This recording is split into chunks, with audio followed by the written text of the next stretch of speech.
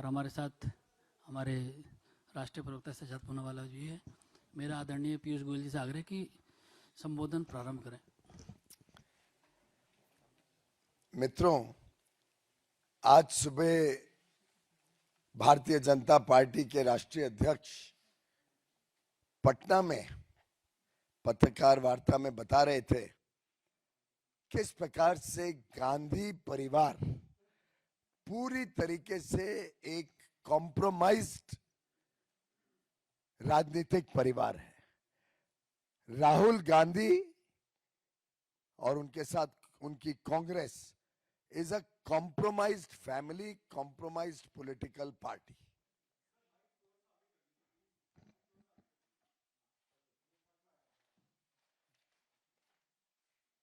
मित्रों, राहुल गांधी यानी कॉम्प्रोमाइज, गांधी परिवार पूरी तरीके से एक कॉम्प्रोमाइज्ड परिवार है, एक कॉम्प्रोमाइज्ड कांग्रेस के नेतृत्व करते हैं। अनेक तरीके से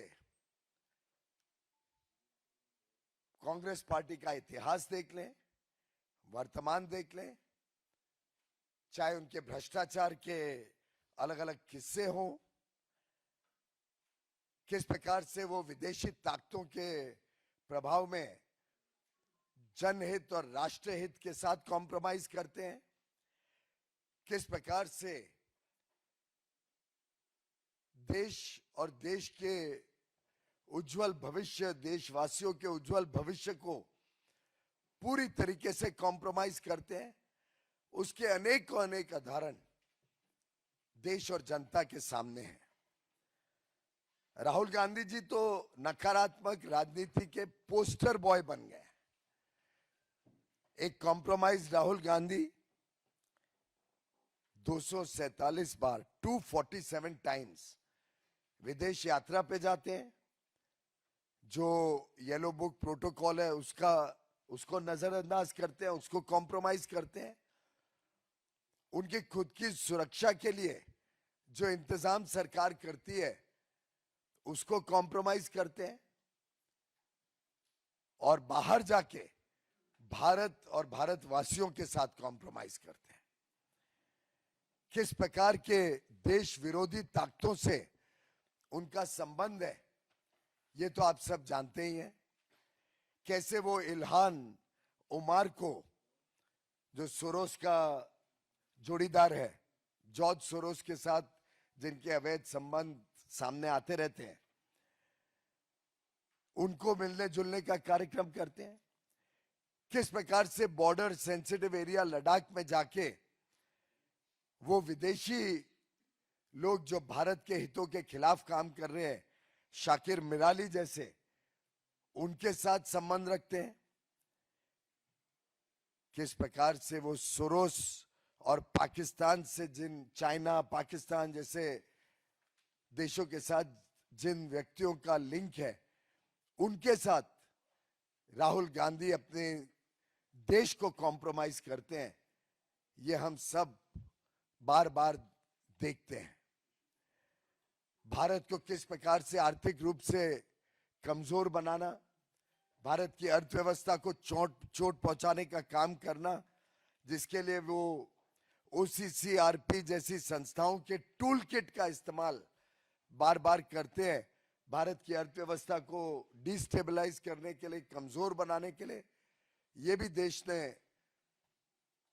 लगातार महसूस किया है, देखा है, अनुभव किया है। राहुल गांधी जी ने एक प्रकार से बड़ी ओछी राजनीति देश और दुनिया के सामने दिखाई है। एक प्रकार से फॉरेन पावर्स के पपेट के रूप में he is nothing but a puppet of anti-India forces, anti-India organizations and anti-India governments. This is the compromised Rahul Gandhi and Gandhi family that we see today, whether in parliament, whether outside parliament, whether in a press conference. We have seen the behavior with the press. You can't even ask an uncomfortable question to Mr. Rahul Gandhi without being tagged as a BJP associated press person. उनको सिर्फ curated press conferences चाहिए, उनको सिर्फ लिखा पढ़ा के जिसको प्रश्न दिया हो उसके अलावा वो कोई प्रश्न भी नहीं ले सकते।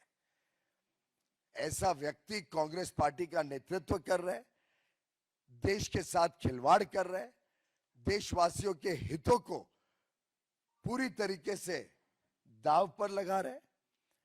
और आज के नए भारत, उभरती हुई अर्थव्यवस्था, उभरती हुई दुनिया में भारत का वर्चस्व को, प्रधानमंत्री नरेंद्र मोदी जी की लोकप्रियता को शायद वो सहन नहीं कर पा रहे हैं।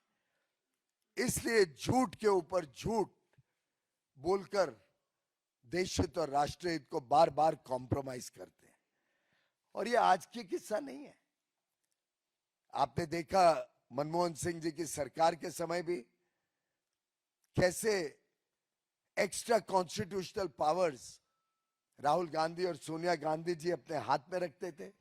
कभी कैबिनेट का निर्णय प्रेस के सामने फाड़ के ध्वस्त कर दिया, देश के प्रधानमंत्री को बेइज्जत करना, कैसे नेशनल एडवाइजरी काउंसिल के माध्यम से सरकार चलाना और लेफ्टिस्ट आइडियोलॉजी देश पर थोपना।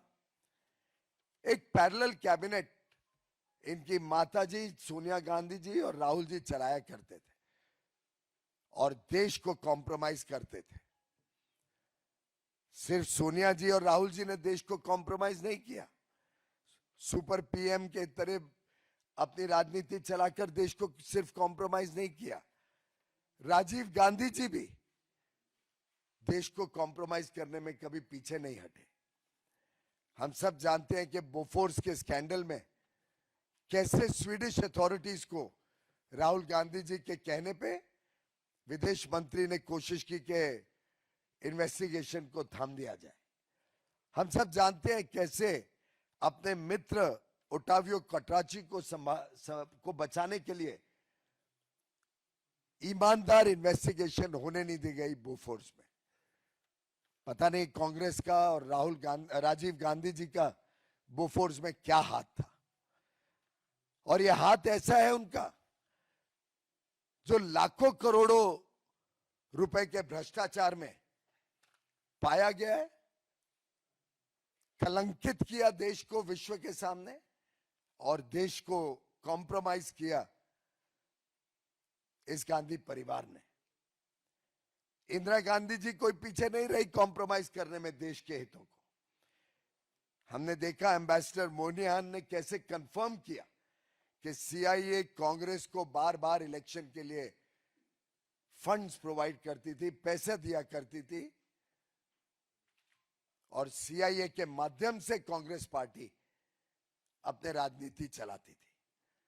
हमने मेट्रोकिन आर्काइव्स में देखा कैसे सूटकेस भर भर के केजीबी पैसा दिया करती थी कॉम्प्रोमाइज्ड इंदिरा गांधी जी को।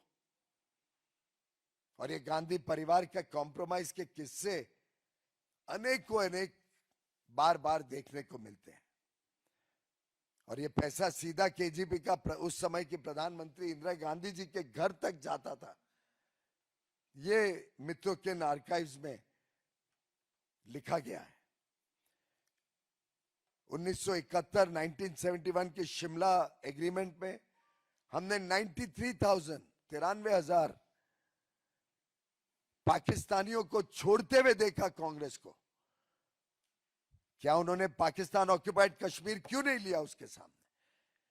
कौन सी ताकतें थी जो इंदिरा गांधी जी के पीछे उन पे दबाव डाल रही थी, जिसके तहत शिमला समझौते में देश के साथ कॉम्प्रोमाइज किया गया? इसका जवाब देना होगा कॉम्प्रोमाइज कांग्रेस को।